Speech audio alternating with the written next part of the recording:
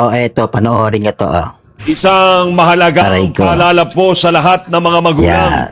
Maaari na po Paano kayong managot sa batas Anong kung gagawin natin? mapapatunayang nagpabaya kayo sa pagdidisiplina sa inyong anak na nambubuli.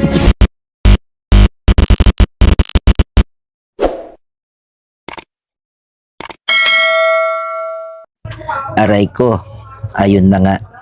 Ayon sa batas na ang mga magulang na mapapatunayang nagkulang sa pagdidisiplina sa kanilang mga anak na nambubuli ay pwede nang managot o pwedeng kasuhan. Iyan ang naging solusyon nila para dun sa mga minor de edad o kabataan na nasasangkot sa mga krimen, sa mga pambubuli, sa mga katarantaduhan, sa mga kagaguhan, kademonyohan at mga walang kwentang kabulastugan na ginagawa ng kanilang mga anak. Magulang na ang mananagot dahil walang pananagutan ang minor de edad at hindi sila pwedeng makulong, kaya ikaw na magulang ang meron ng kaso o pananagutan. Period.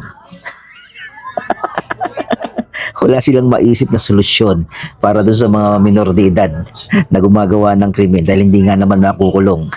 Nakakatawa. Diyos ko po, ang nangyari sa Pilipinas. It's more fun in the Philippines talaga.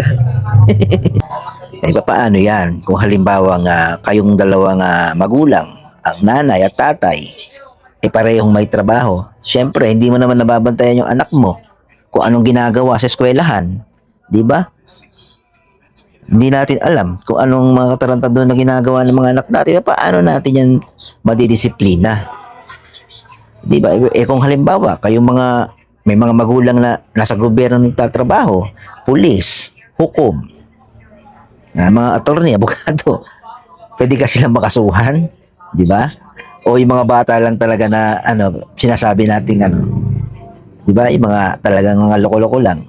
Gaya na nangyari doon sa Tacloban, gumawa ng krimen dahil ang tiyahin malakas ang loob, pulis. Di po ba? May baril. Di ba? Pwede na makasuhan. Sino makakasuhan doon? Yung magulang o yung tiyahin na yon? Kasi hindi naman ng magulang yun eh. Di po ba? Kaya na ba yung baril na ginamit? Sa pulis. Minsan kasi, ang mga kabataan lumalakas din ang loob dahil sa posisyon ng mga magulang, sa gobyerno, ganyan. So, hindi ko lang sinasabing no? Meron talaga mga ganyan mga kabaklase ng kabataan. Tapos may mga kabataan din naman na nadadala ng barkada.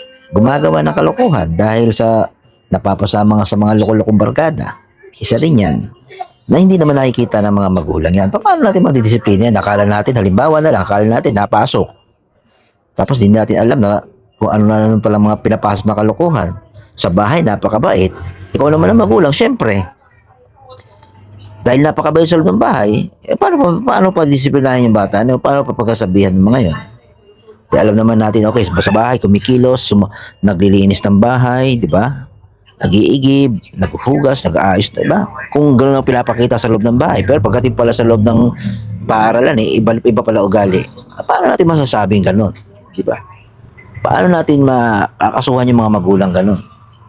Kasi may mga magulang na hindi rin talaga alam kung anong ginagawa ng mga anak nila. Halimbawa na lang, kung ang mga magulang ay magbubukid, tapos yung anak, di ba, hindi nila mababantayan yung sa loob ng paaralan. Ikaw ay pinapakita naman ng bata, sumasama sa magulang, nagbubukid, pagdating sa paaralan, sira ulo.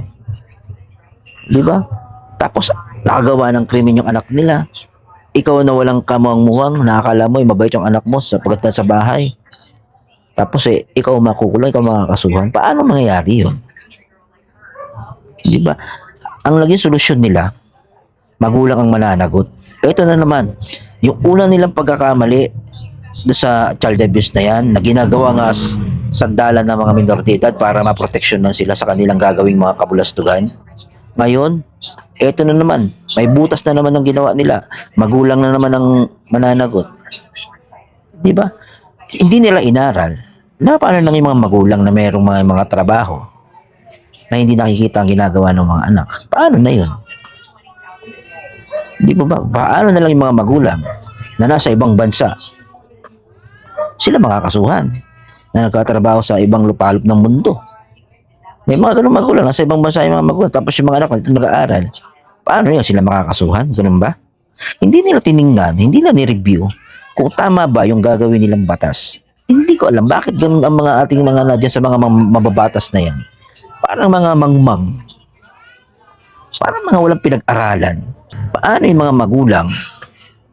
Di ba? May mga magulang na may mga karamdaman. Yung mga bata gumagawa na ng mga kalokohan. Di po ba? May mga magulang eh.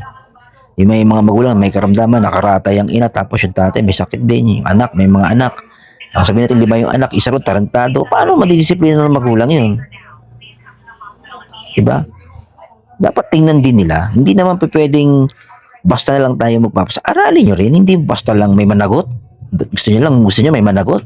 Dahil sa palpak na batas na yan, palpak na batas na ginawa ng mabatas na yan, palpak na child abuse.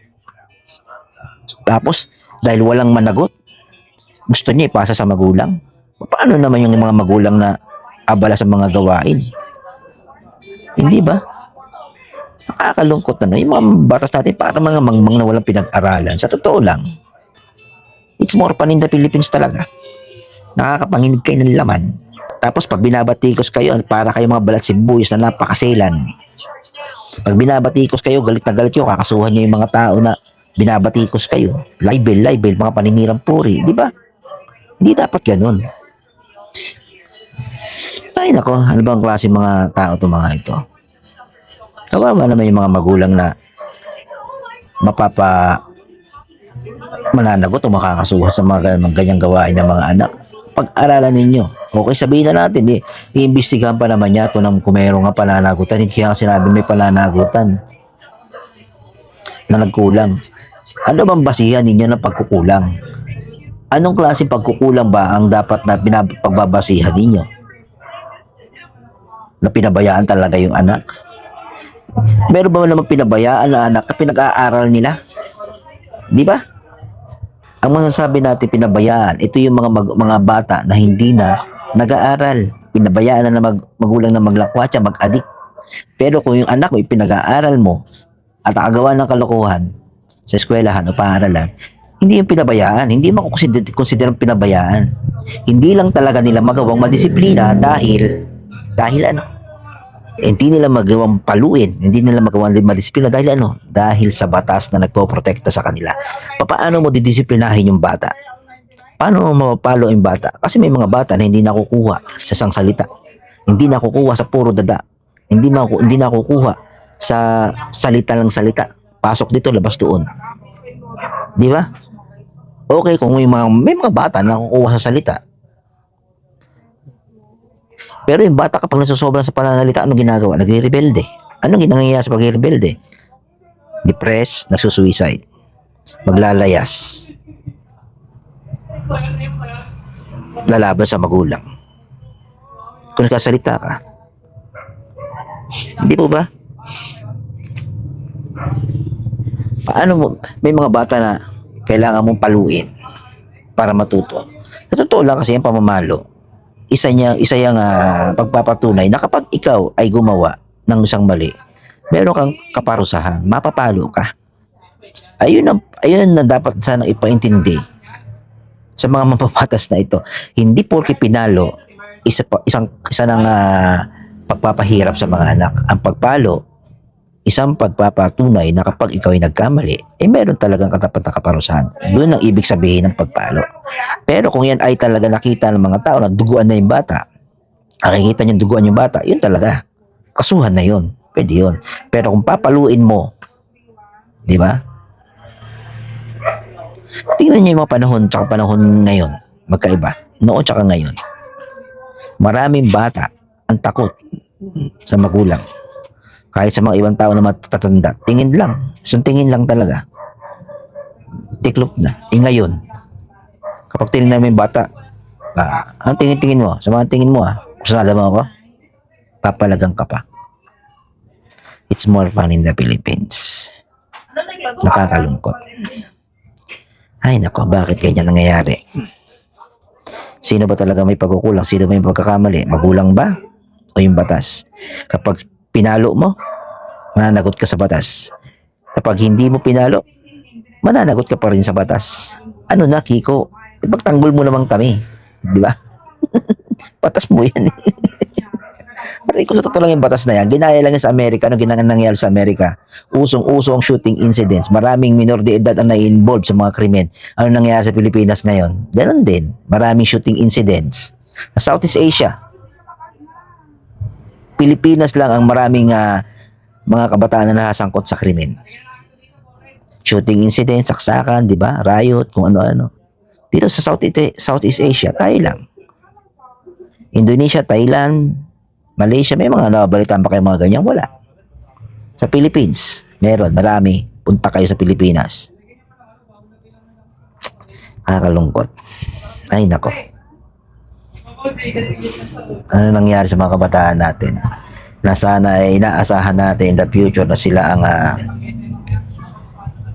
di ba? Pag-asa ng bayan ang kabataan. Ano nangyari? Nagiging salot na. Nagpapalaki na tayo ng mga kriminal imbis na pag-asa ng bayan.